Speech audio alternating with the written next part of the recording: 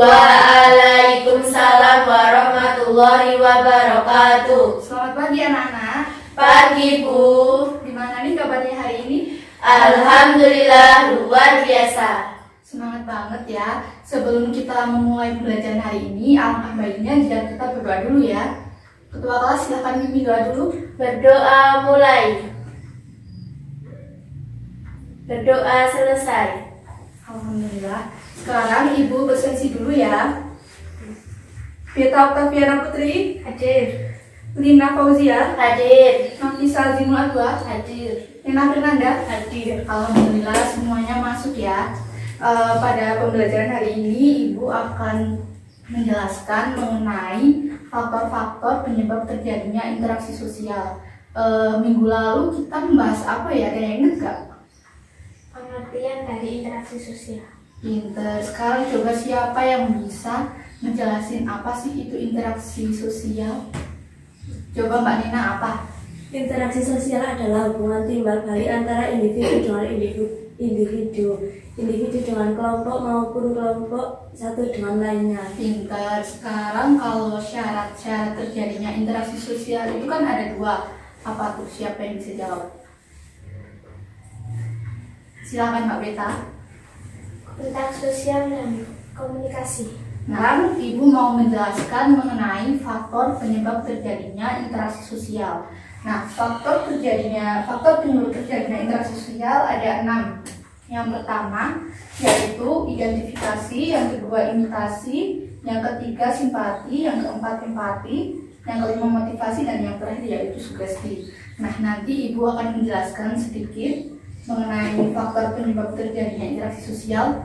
Lalu nanti kalian akan dibagi menjadi 2 kelompok dan kalian akan diskusi mengenai contoh-contoh dari faktor-faktor tersebut. Sebelum Ibu membahas mengenai faktor penyebab terjadinya interaksi sosial, apakah ada yang mau dipertanyakan? Tidak. Yaudah, sekarang Ibu langsung menjelaskan aja ya. Jadi, identifikasi itu adalah kecenderungan atau keinginan dalam diri seseorang untuk menjadi sama dengan orang lain.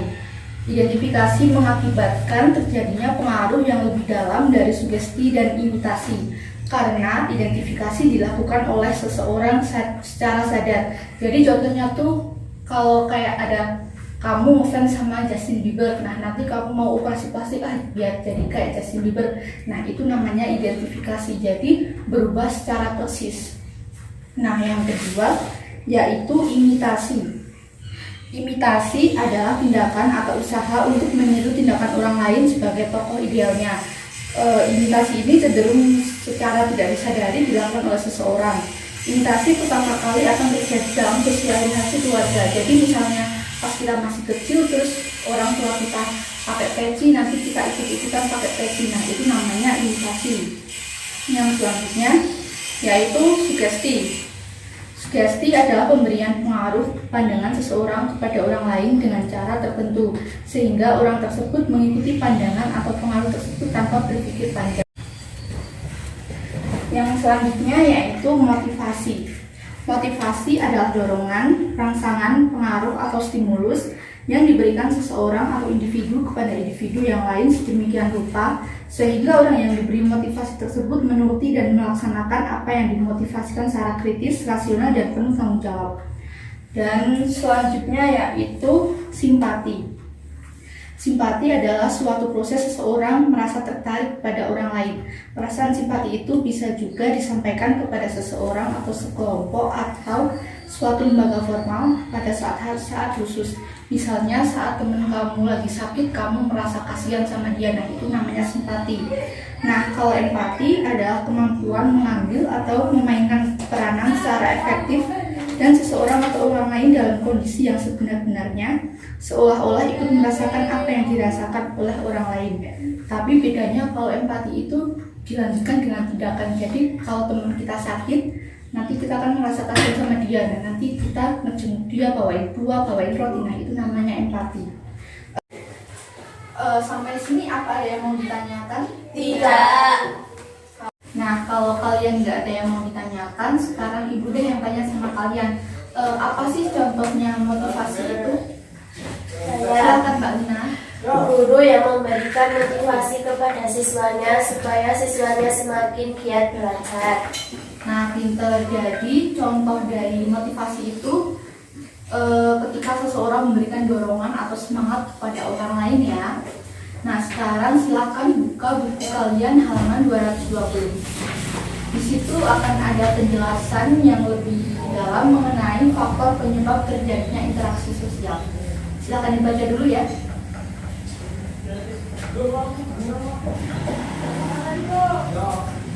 Mbak Lina, Mbak Nafis, mainnya nanti lagi ya. Ya Bu. Sekarang kalian baca buku dulu.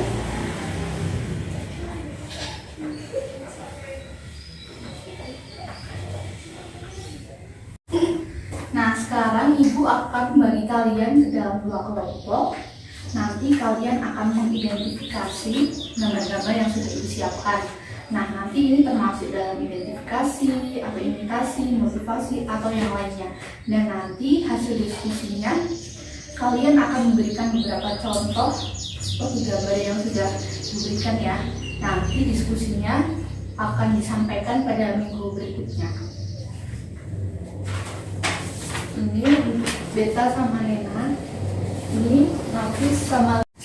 Nah, sekarang kalian identifikasi gambar-gambar ini dan nanti hasil diskusinya akan disampaikan pada minggu berikutnya.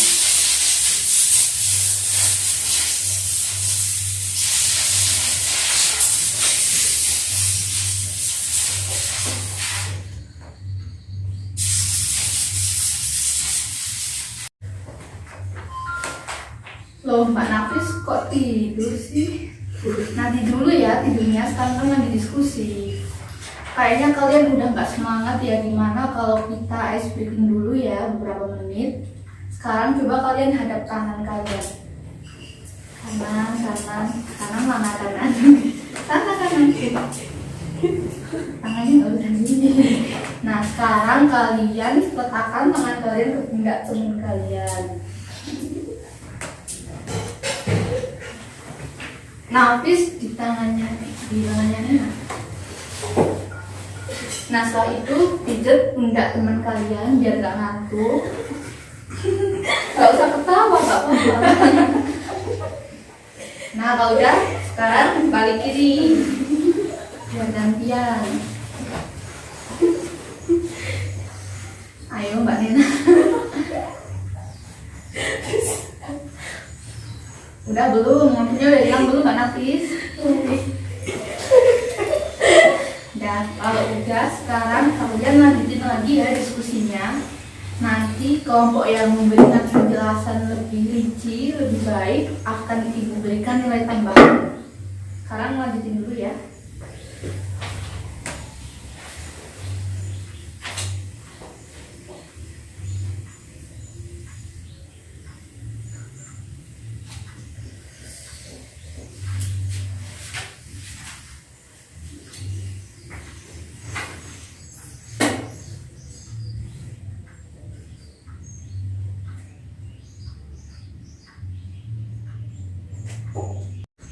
Apakah diskusinya sudah selesai? Sudah. Nah, nanti hasil diskusinya itu kalian sampaikan ke depan kelas minggu depan ya. Nanti kelompok dengan hasil diskusi yang terbaik akan diberi nilai lebih.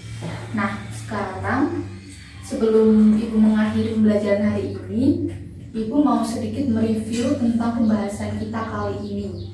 Apakah ada yang mau ditanyakan? Tidak. Nah, sekarang Ibu mau tanya nih sama kalian. Hari ini kita mau belajar apa ya? Faktor-faktor penyebab terjadinya interaksi sosial. Faktor-faktor penyebab interaksi sosial itu ada berapa? Nah, Coba sebutin salah satu aja nih. Siapa yang mau nyebutin?